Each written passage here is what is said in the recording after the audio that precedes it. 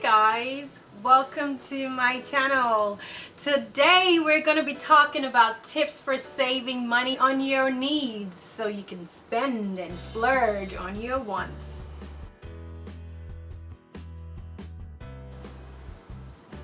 So, a little background about me. I moved to the US when I was 18 years old and I've had to work every day since then. I've worked through college, through law school, and I'm still working. I have multiple jobs. I have a side business that I own. It's crazy because I had to learn at a very young age that your wants are always going to be there. The same way your needs are always going to be there. You're going to need to get gas. You're going to need to pay your credit card bills. You're going to need to travel. Well, that's kind of like a want. But, well, it depends. But anyway, you're going to need to get groceries, cosmetics, things like that. You're going to need to pay rent. You're going to need to pay car note, or in my case, student loans. So how do you balance that? I had to learn at a very young age how to save money on my needs so I could spend on my wants. Because, we want it all. So, alright, I'll be sharing with you 5 tips today and 2 bonus tips because it's still the spirit of Christmas and New Year and the spirit of giving. So 2 bonus tips and 5 tips on how to save money on your needs. Let's go. The first thing I'll tell you to do is to pay attention to receipts.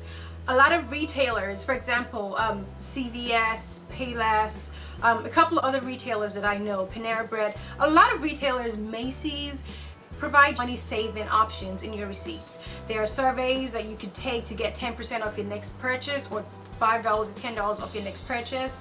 There are little rewards that should inspire you to come back. And when you come back, you save more and on things you're going to get regardless. For example, if you want to get, toothpaste or whatever from Walgreens, and you go to Walgreens and then you buy however much toothpaste you need, or Q-tip or whatever. At the back of the receipt, there's usually, or at the bottom of the receipt, there's usually something telling you that, hey, you guys, if you come back or take a survey or participate in some program or whatever, you may be eligible to save some money. That's something else you can take into consideration. I've saved up to 10 to 20% places like Victoria's Secret, Express, Macy's, oh my god, Payless. I mean, things that I need to buy anyway. I need to buy my work clothes. I'm going to go back to Express. I need to buy underwear. I'm going to go back to Victoria's Secret. So things like that. And I found myself saving a lot of money there. So that's one hidden secret that nobody really would tell you about. But I'm your girl. I got you. All right. The second thing is to sign up for loyalty programs on everything that you do. Now, we live in a consumer-based society, meaning we're always consuming items. For example, to anything from gas to milk to even air conditioning or hand sanitizers. We're consumers, that's what we do. Well, all these stores that I just named earlier, they know that. And they know that you have the option of going to either a Duane Reade or a ShopRite or a Rite Aid, and they want your business. They want you to come to them to buy the stuff that you want to buy, that you're going to buy regardless, and they reward you for that. So as a consumer, I'm thinking, well, if I'm going to go to ShopRite instead of Duane Reade, I might as well get paid for it. I might as well get a membership with the loyalty program. That way I can save on my next purchases. That way I could buy things in bulk or not. But I know that I could always save money on my next purchase. I know that I can always get a new coupon or in the mail or something from this retailer that would help me next time. That'll make me come back. And I feel like I'm being awarded, so you're a star member, you're a silver member, whatever it is. Now, a lot of people play this down and be like, oh no, there's no point. But I can't tell you how much money you're losing by not joining a loyalty program. And it's not just for groceries. I'm not talking about just for grocery stores. No, airlines too. If you, like me, like to travel and you don't have a loyalty program, or you're not a member with any loyalty program, then you're just throwing money away. I can't tell you how many times I've flown for free. Well, okay, fine, virtually for free because you still have to pay the taxes, but virtually for free around the world. And also, like for example, there was a time that I was flying from Nigeria to New York and I got upgraded to first class. Not because I bought the ticket or anything special. No, there's nothing special about me. And you're probably thinking, oh well, I probably had 500,000 miles at that time. Wrong. I actually had about 20,000. I was just a starter in the program, but what happened was the cabin was booked to capacity, and there was room in first class, so they went through the list of all the members who signed with that particular airline for their loyalty program, and they saw that, oh, this gentleman has XYZ miles, let's move him up first class, and now we have a seat to seat somebody else. Oh, this lady, Annette, has membership with us. She has a baby membership, but still, that's enough to boost her up to first class. And there I was on a 12-hour flight, international flight, free. Simply because I signed up for the loyalty program. So that's just another way that we can focus on saving on things that we need. That way we can make sure that we're living the lifestyle that we want. So think about it. Loyalty programs like airline miles, loyalty programs through your local grocery store, your gas card, and even your credit cards. I have a particular credit card that I use for specific purposes because that credit card gives me cash back. My boyfriend also has one that he uses all the time, and it gives him a 1% cash back on everything. Again, they know that you're going to buy stuff. It's just what we do. We can't go around the fact that we buy stuff every day. However, you can get rewarded for that. You can get cash back up to 10%, 1%, 5%, however much it is negotiated between you and your credit card company. That's something you can take into consideration. So again, try to figure out ways that you can do things that work for you by being a member of the loyalty program, and then get to cash in on that. Another thing that's related to loyalty programs is surveys. Now, my time is very valuable to me. I mean, I work in a profession where we bill by the nanosecond, so don't waste my time.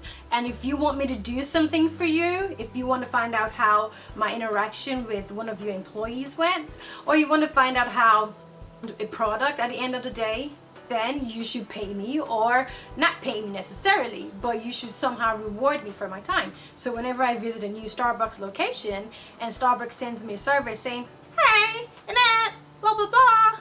What's up with that high-pitched voice? Anyway, and Starbucks sends me an email saying, hey, can you do a survey?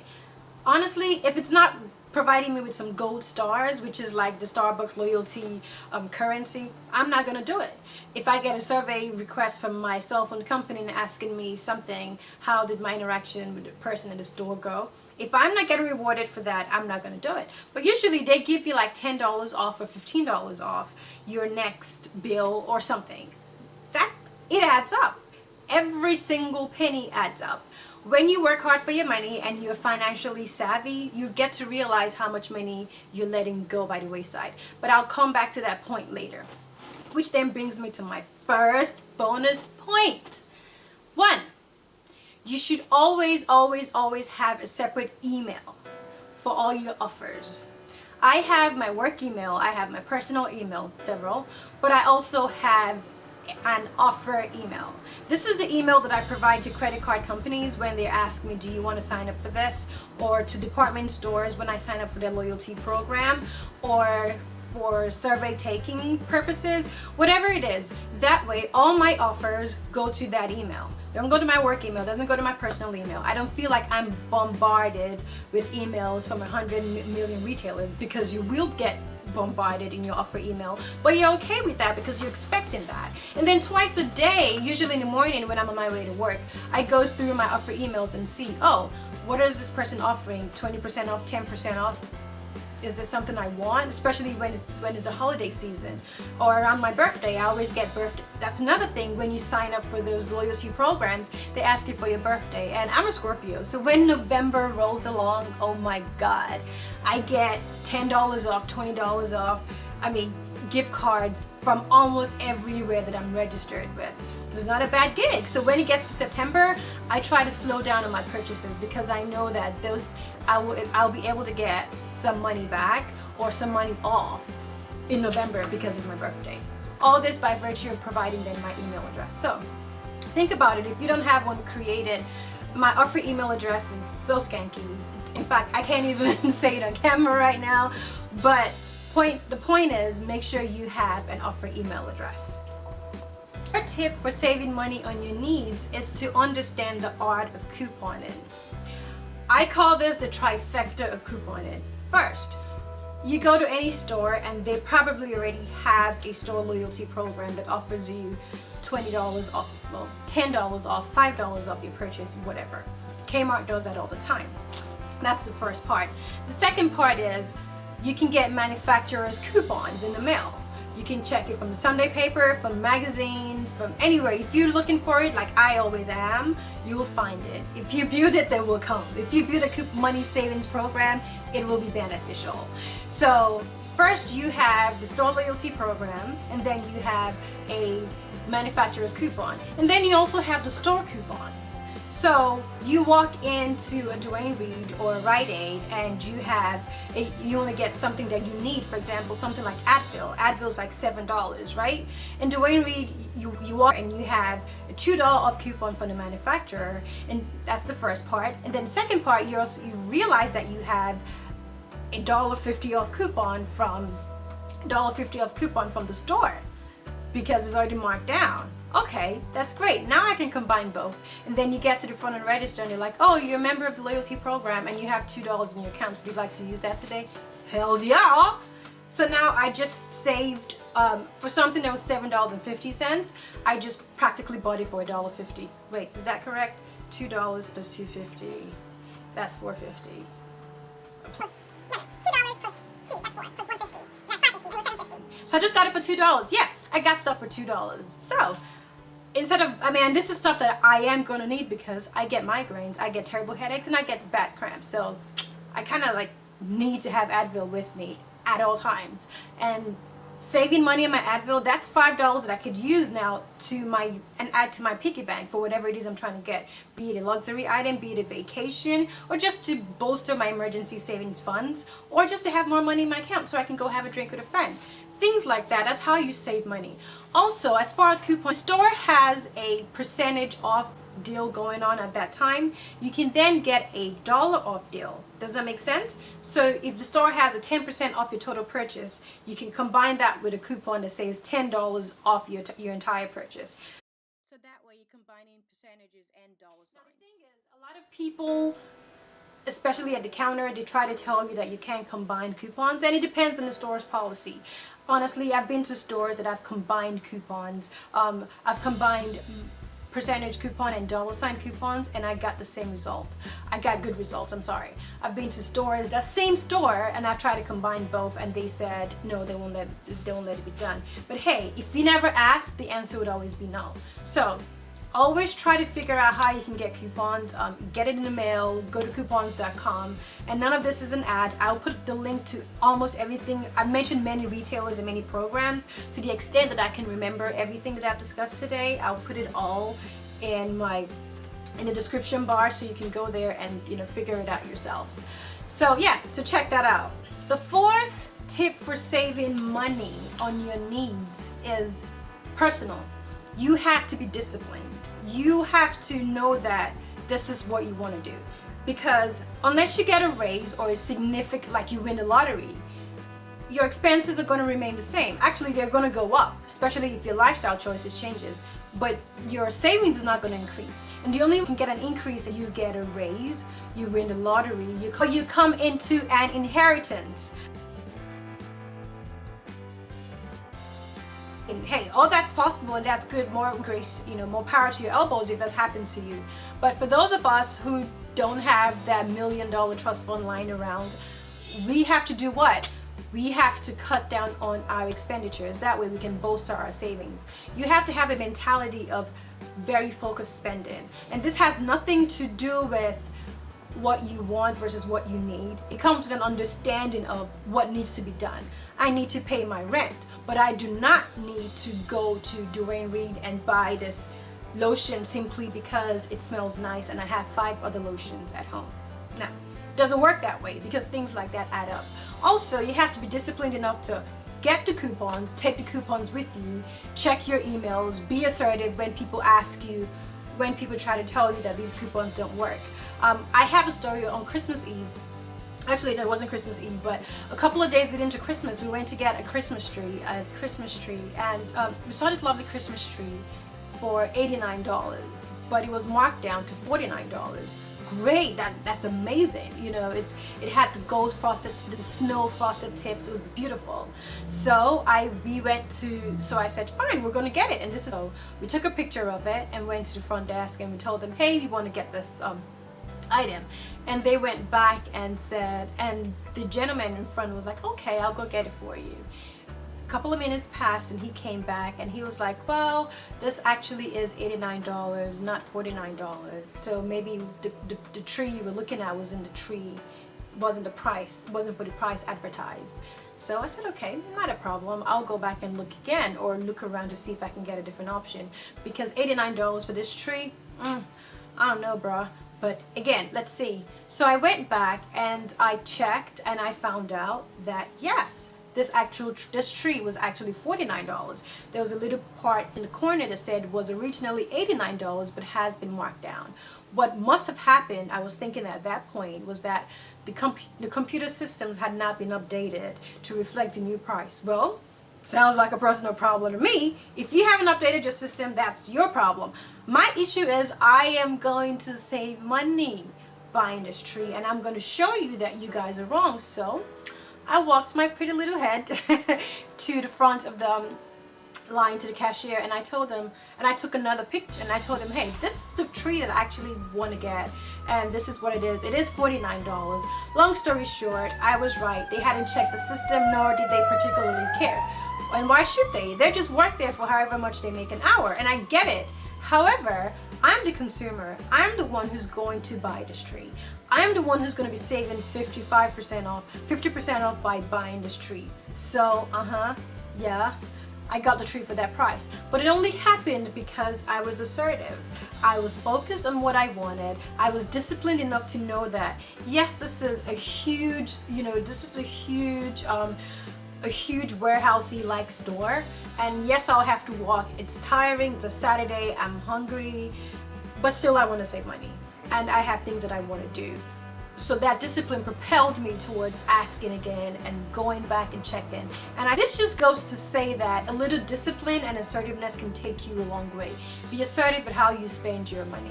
I live in Jersey, but I work in New York. I pretty much tell people I sleep in Jersey because I'm always in New York. I'm always doing stuff in New York, even on the weekends. I'm having brunch in New York. I'm always in New York. But if you know, a salad in New York is $14.99. Do you want cheese with that? Well, that's $19.99. No, that's too expensive. And this isn't a factor of how much you earn. It's just by principle. If you do the math, if you spend an average $12 to $13 every day for lunch, then on a weekly basis, you're spending almost $70. Multiply that by 4. Then multiply that by the number of weeks we have in a year. See how much money you're spending on lunch? And I'm not telling you don't eat. No, we have to eat. Unfortunately. But we have to eat. So what I do, the days that I'm not going to court, because you don't want to walk into court with a box of spaghetti. That's just ghetto.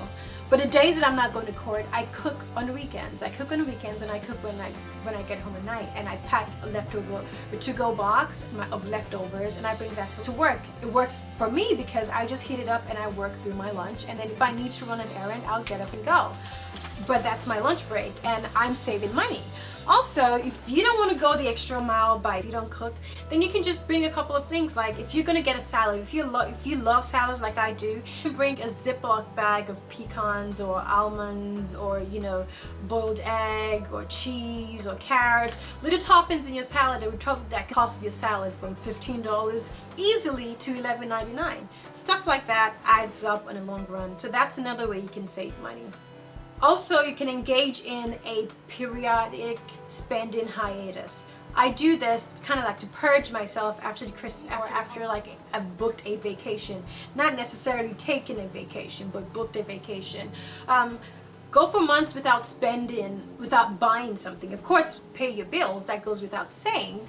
But go for a couple of months without buying any luxury item, booking a vacation, or gifting out a lot, and just see how your money works for you. Like in words of 50 Cent, you know, watch the money pile up. You can do that. You can totally do that. Some people call it a spend fast, and I call it a spend hiatus, because implicit in the word fast is the dissatisfaction. But I enjoy it. I enjoy the discipline it gives me, because that way I know that the next time I want to buy a luxury item, I have the ability to not only save for it, but I can also stop myself and switch gears and decide, no, I'm not going to do this. So that's something else you should take into consideration. And the last subtopic I'm going to talk about as far as discipline goes is invest in a money tracking software. For example, I use Mint. I've been using Mint for a long time. It tracks all my spending. It creates a budget for me based on my needs and my wants. And I can see where I'm spending all my money, how much money I'm spending in restaurants or in shopping or on my CLE credits as an attorney. Things like this. Banks also provide them, and some of them are free. Mint is free.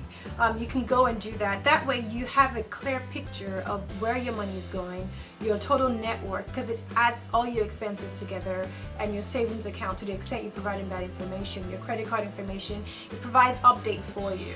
Things like that. It helps you make sure that you have a really clear picture of how your money is working.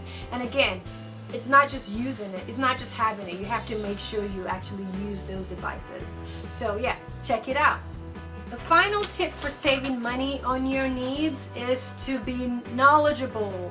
Knowledge is power. Know that you as a consumer are powerful. Where your dollar goes is important. Where you spend your money and how you spend your money is important. And how do you know that? You should read as many books as possible. A friend of mine in Nigeria just wrote a book called The Smart Money Woman, and this caters to the African community in Nigeria because their spending is totally different from the way we spend in the US. And it helps because it helps cater to that group. And if you want a link to her book, it's found in the description box below. You can also read other books like Rich Bitch, which I love. I just love it. And then you can watch the Susie Orman show. I subscribe to Forbes. I read Forbes magazine. It shows me how rich, wealthy people, think. How they not just think about making money for tomorrow, but accumulating generational wealth, and how it's passed down to generations, and how you should think about finances, and how do you juggle your needs v wants, which is another video which I am going to make very soon. As far as money spending is involved, there are two parts of it: the haves and the have-nots. And every book that I mentioned has to do with people who have some money or a lot of money and are trying to make it work, but there's also the group of people who have nothing. And by that I mean people living below the poverty line. The poverty line right now I think is $22,000. I mean, that's not a livable wage. It's painful that we have to be in a situation where people can work two jobs, almost 60 hours a week, and still can't afford the basic necessities of life. But that's an entirely different video. Anyway, talking about the have-nots, there's also a book called Hand to Mouth by Linda Tirado. It's a great tool. These are just some of the books that I have read and things that I subscribe to that helps me, and I'm still learning. I'm still trying to figure it out. I know that I would rather be tired than broke. I know that my money is very important. I know that how I spend my money is very important. I have student loans, a couple of hundreds of thousands of dollars in debt. Student loans, good debt, but still I have to make sure that I'm able to feed, I'm able to support myself and do the things I want to do. So knowledge is power. Arm yourself with as much financial tools as possible. Financial literacy is finally becoming sexy. Women are finally learning how to take a hold of their money. Women are working hard and making sure that things work for them, and making sure that as consumers they spend properly. And I love it. I love it. I love it. I love it. I'm a flaming feminist, honey. So yes, I think that's great, and I think that's a good tool. Arm yourself with as much knowledge, as much financial knowledge as possible. And if you can't afford it, go see a financial advisor. I have a tax guy that I've been seeing for the past 6 years. He's a certified accountant, and whenever I'm going to file my taxes, I sit down with him for at least 4 hours, and we go through my spending, my receipts, my deductions, and and how I can do better, how I can be better, whether or not my businesses are profitable, what I should do, and I just have that relationship with him. Some families, I think, some families have that relationship with that one person that they've known for ages, that they can trust, that they can talk to about financial habits and and the nuances of finances. You shouldn't be any different. Once you take advantage of these tools, you would definitely see a difference in your money habits. The last bonus tip I want to give you is to be a follower. Not just to subscribe to my channel and follow me on Snapchat, Twitter, and Instagram. No. I mean, that's nice and I appreciate it and I want you guys to do that. But if someone offers you something, if a retailer offers you something, follow up on it. Anyway guys, so I hope you enjoy my 5 tips on how you can save on your needs. It's been fun putting together this content. Let me know what you think about it. Again, some of them may appear to be just tiny changes here, like $2.75 here and there, but without bragging, I can tell you that in the past year, I saved over $300 on my groceries. I mean, if someone came right now and said, "Hey Annette, here you go, there's a check for $300, you will be my best friend." But basically, I've just friended myself because my money habits have taught me how to save on things that I need. Now, we're just talking about groceries. I'm not talking about my gifts. I'm not talking about in other areas in life, which I also make videos for you if you're interested in the future. So I hope you enjoyed this video. Please share it with your friends and your family. Post it, tweet it, do whatever you want. Let me know what you think. Let me know if you like more videos like this. I am down to make videos like this for you at any point in time.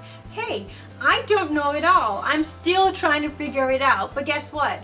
We're doing this together. So let me know what your tips are. I probably will keep learning, and most definitely will keep learning, and I'll keep sharing. So thanks for watching. It's been amazing. I'm happy to share this with you, and don't forget to subscribe and follow me on Instagram, follow me on Snapchat and Twitter, and I'll see you in the next video. Thanks guys.